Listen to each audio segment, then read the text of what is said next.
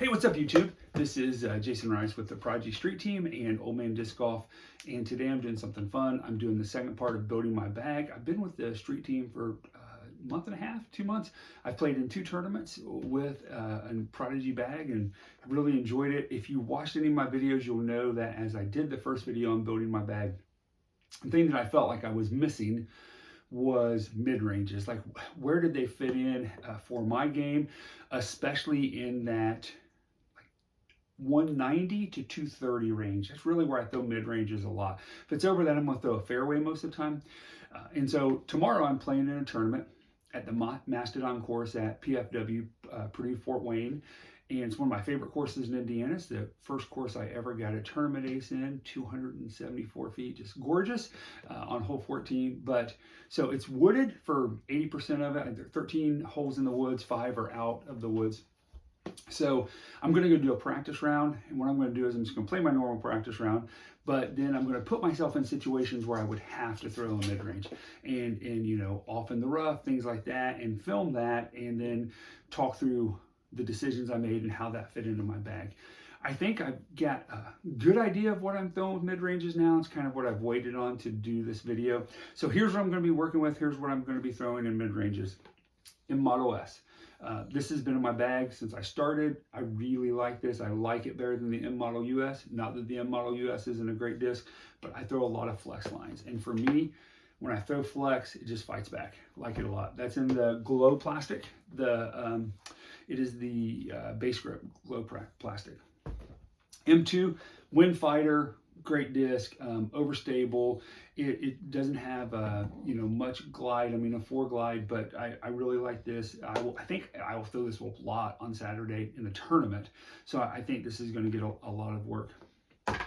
M3, this is my, I'll throw it flat and it will just go to the left. Now you would think, okay, how is it, if you're a Prodigy person, how is that M3 more understable than your M4 that you're going to be showing here in a second? And the reason is this is an air plastic, and so because it's an air plastic, it's lighter, and the air plastics are just more understable. So I can throw this flat, it'll just keep going right, and then just finish just a little bit at the end. I can roll this if I have to. I'm not a good roller person at all. So I haven't thrown this yet at all. I just got this disc. I'm really excited about it. Got it from Eric Bush, one of our other Prodigy Street Team members. I've given him a shout out on here before for his custom mini markers, but this is an M4 and this is a Spectrum. I'm really hoping this is just dead straight. I'm hoping that I can throw this a lot in the woods tomorrow, and I'm going to put myself in situations to throw it today. And this is an A4. Now, a lot of people don't think of the A series as mid-ranges. I do. For me, A is for approach. I throw an A3 a lot. It's become a really stable in my bag, and I throw it a lot. This is a Spectrum, and what I'm hoping is when I had an open bag, I threw a rat a lot. I threw it for 190, especially in the woods, 190 to like 220. Like, it was just my thing. And it was a 4-speed, like a zone, right? But I could push it further than a zone. I could push it further than other 4-speeds. I'm hoping this is what the A4 will do as well. Haven't thrown it yet, so I'm excited about it. So what I'm going to do is I'm going to be throwing multiple shots, recording those, and I'll do some voiceover with it, and then we'll come back and put the video together. Also, I got a little intro to it on TikTok, so I hope you enjoy it. Okay, this is hole 7, and I haven't got any footage up into this hole because, well, everything went against me. It was pretty decent when I left. It's December in Indiana, you know, so it wasn't bad. But like Indiana weather, it went bipolar. Couldn't decide if it wanted to rain, if it wanted to snow, if it wanted to ice, so it did a little bit of all of it. But this hole, the road's OB, and it's a hard dog leg left. So I would throw mid-range here a lot of times, or I would throw a really overstable fairway. So I'm gonna throw, I think my play here will be in M2. So I'm gonna throw it first. I'm also gonna throw the A3, because if you hit early, it's real easy to go OB. If you push too long, yeah, during the summer, you're really kind of shafted. Right now, it probably isn't a big deal. So I'm gonna throw those 2, see how it goes. Okay, took me a minute to grab it. So M2, it's a F2 M2, right? So Normally I would do a standstill or just a really tiny walk up. I think I'm gonna do a really tiny walk up, try to get it out wide, so for the hyzer.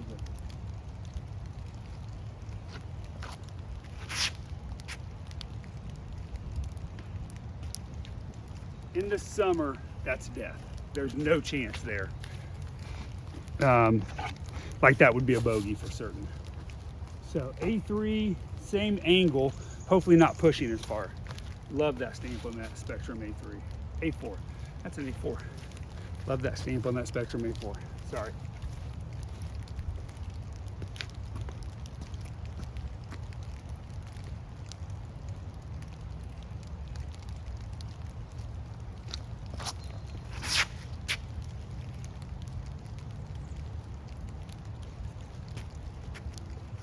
Yeah, so, I mean, not bad.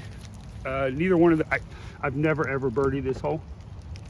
I'm also gonna see my most overstable disc. Has nothing to do with those. It's an F2, it's a Proto F2. I'm gonna see it from kind of that same angle, see what happens. Because I would throw a fairway here sometime. Just depends.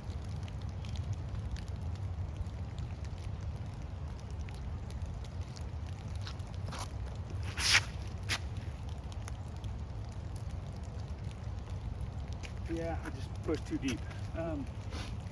One more thing. I'll leave all this in there.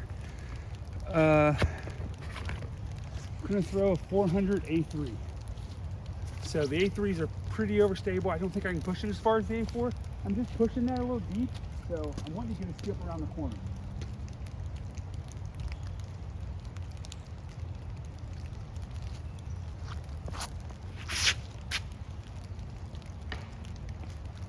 I don't think I put it on enough angle. That might be the play though. That's not a bad place to be.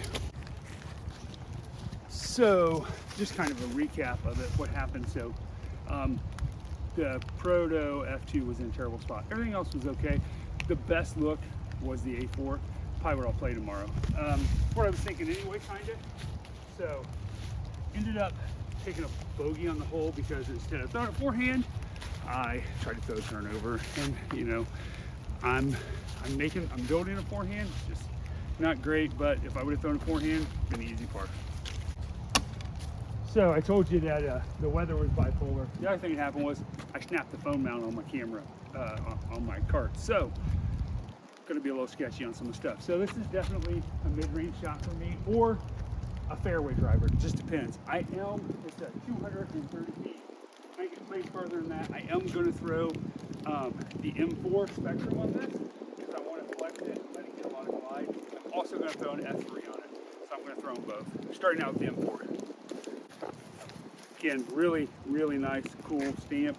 This is from the Preserve Spectrum plastic. I'm gonna try to hit the inside gap and just let it fly.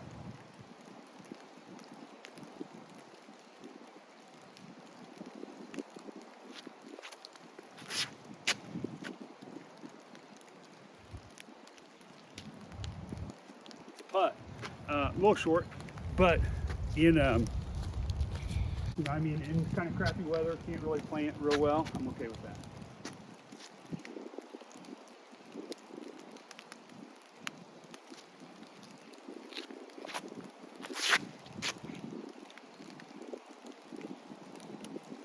Oh yeah, that's probably it. I'm probably going to have to throw a fairway there just to get the ground skip, especially if it's like this tomorrow.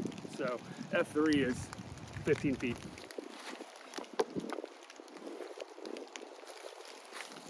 So the M4 was better than I thought. Circle's edge. I'm going to putt it because I'm playing my worst, of course. But F3, yeah, they're both decent. So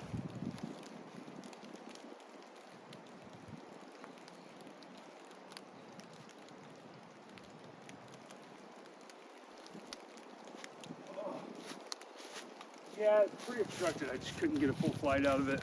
Maybe should have putted with something more overstable. But yeah, so that's a par. Okay, so this is hole 13. My phone's dying. almost out of light. I'm running behind, got an hour and a half drive home. We have life group tonight. My wife's gonna kill me, all kinds of stuff. But I'm gonna film this. This is not a mid-range shot, but this is my only tournament ace. And so I wanted to film it. Happened 2 years ago. The other reason is there was a guy on my card, Billy Cooper, was just an awesome local guy in our area. He was on my card that day. He passed away this year. He was just a good dude. And so I just wanted to film it. I'll tell the story more. It's a really cool story. I'll tell it when I edit the video. But Billy, here's to you, man. I hope you're in heaven playing as much disc golf as you can, brother.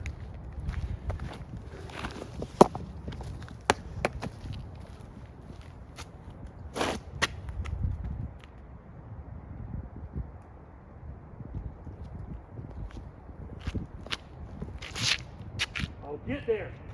Get there. Oh. Nice line.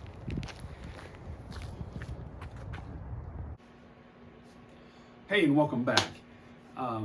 So I hope you enjoyed the footage, and I want to take just a couple minutes to talk about a couple things from that. First is, today is Thursday, and I filmed that on Friday. So it's been almost a week. So why so much time? Well, here's the thing. Friday was an awful day. Have you ever had one of those days?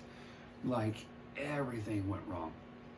My truck had been having issues, and so I was working on it myself instead of paying someone to do it. It had been multiple days. Was really real close to putting it back together. Like, had 2 connections left, and I broke something, which got me angry, and called my wife like, I'm done. I'm going to go play disc golf. And I had recorded the video in the morning. Was all good when I recorded it. The weather was decent, and this is Indiana, man. The weather was decent. It was like 45 degrees. I had a sweatshirt on. Indiana weather is bipolar. Didn't take gloves with me, didn't take a hat with me. I get there, it starts sleeting, it starts raining, it starts spitting snow, it gets cold. I had to go buy a hat and gloves, and it was Christmas shopping, it was packed, and you know, just all kinds of stuff. I lost my keys out on the course, had to go back and get them. I was running behind. I got grumpy. I was just a bear.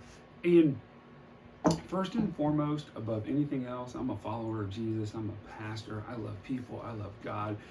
My whole ministry, my whole message is knowing how important you are to God and how much He loves you, and understanding that and helping people see that. And man, I just lost my joy that day. I gave it away. I gave it away. And so what I want to say is don't miss out on the joy that God gives you, knowing how important you are, and you're made in His image, and you're phenomenal. Anyway, I'm not going to preach to you, but if you ever want to hear my preaching, check me out at thecompass.church. On our Facebook page. We're live every Sunday. But the whole point of that is again, man, just don't miss out on it.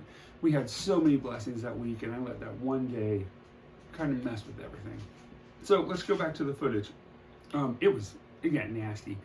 You can see, if you've watched any of my videos, that knee brace that I wear, I'm bone on bone on my left knee, and so especially in nasty weather like that, I can't plant real well, and so I was having trouble with getting footage. I broke the mount for my camera that goes on mount for my phone that goes on my cart. So anyway, it was kind of rough. I didn't get all the footage that I wanted to, but I want to talk about it, and I really think I am set now on my mid-ranges. I'll talk a little bit about the tournament too, how it went. So what really surprised me is that since I've become a part of the street team, become a part of Prodigy, I have thrown this model MS. This is in the base grip base grip glow plastic. So it's a step above the base grip plastic. I've thrown this a lot. This has become my lean on mid-range. It's pretty just straight, a little bit of a finish. I have a tendency to throw flexes, so even with a mid-range, especially if I'm pushing it. In the woods, I don't know, it's because of the distances of the holes, I really didn't throw it. I didn't throw it all day long. I didn't throw it, I didn't even, especially that day, when I recorded the video, I didn't put myself in a situation to throw it because the holes are a little bit shorter. Anyways, this is, I think, the second best mid-range out on the market. I am not a Buzz fan, right? I was a Rock 3 guy and then a VIP worship guy. This is as good as the worship, and I would strongly recommend it. So this M4, wow, in the Spectrum plastic, I get to throw this a couple times on the videos. Man, this really helped me a lot in the tournament. I threw this more than I thought that I would. I threw it in situations where I didn't want a fairway driver to skip. Like, it really, really helped. The Spectrum plastic is phenomenal. It's dead straight, even putting it on a flex if I needed to. I did not forehand it any. I'm still not super comfortable forehanding any mid-ranges. I didn't forehand any mid-ranges. I want to work on that this summer. But man, Spectrum M4 is amazing. The M2 is just this solid disc. It fights a win. We didn't have a win the day of the tournament, but it fights a win amazingly well. Coffee break. It's early here as I'm recording this. It fights the wind amazingly well. It just is a straight flyer with a good finish. It's just a really good disc. I was goofy in the footage. I said M2 F2. I meant to say it's a factory second, but it's just the stamp. Great disc, 400 plastic. I'll probably pick one up at 750, so it's a little bit more overstable. Here's what surprised. Well, let me get back to this first. I threw in, you got to see it a couple times in the video, the A4. This, again, Spectrum plastic is unreal. And this is such a cool stamp. The Spectrum plastic is phenomenal. This came in handy on that tournament the next day. I think I threw it off of the tee that you saw me practice with it on, and threw it on a much better angle with a much better hyzer and got my first birdie look on that hole ever. I also threw it off of another tee and got another birdie look with it. It was pretty cool. So a lot of people don't think of a 4-speed as a mid-range, but I throw it as a mid-range a lot if it's in there. Talked about this in the video a little bit, so you saw it. So I just want to talk about it again. The A3 is, in my opinion, the best mid-range on the market. It's a 4-speed, and talk about dependability. I actually gave one of these away on Saturday at the tournament. A guy saw me throwing it a lot, and he's like, "Man, what is that disc?" And I told him it was an A3, and I had an extra one in my bag, and I gave it to him. And my buddy John, who played his best round, shout out to John Neal, my buddy John Neal, who played his best rounds ever in the tournament as far as rated. He threw the A3 a bunch. Like, it's just a solid disc. 400 plastic, man, it's awesome. It just consistent. This is the workhorse in my bag. Here's what surprised me. I knew I would throw the M3 Air a lot, but man, I did not realize how many times I would throw it. So if you know anything about Prodigy, you know that M means mid-range, A is approach, and then the numbers are a scale that will give you stability ratings, 1, 2, 3, 4, 5. If you see an X, it's extra speed. So you would ask, this is an extraordinarily overstable or understable disc, right? So M2, M3, M4, how can this be more understable than this? It's because it's in the air plastic. The air plastic and the Prodigy lineup are all more understable, just kind of like a lot of lighter plastics are. But this is consistently understable. Right out of the box, it was understable. This is a new disc. Well, I mean, I've thrown it several times, but then I died playing around with dying. And this allowed me to birdie a hole that like 13% of the field birdied. It was a super bonus birdie. It left me a 18-foot putt. I threw this where I just did not feel comfortable with a forehand, and it just put me in great situations all day long. This has become another staple in my bag. So the things that I was kind of worried about when I did the first part of this series of building my bags at home, in my mid-ranges, I've really been able to fill those. One was that shorter area where I would have thrown a rat. I filled that with the A4. One was really pushing that longer distance with it. That's the M Model S. And then my workhorse is the M4. I mean, so the others play in, you know, and of course the A3, man, forehand, things of that nature, just need it to stick. It's just awesome. So the tournament happened the next day. I'll talk about the tournament as well.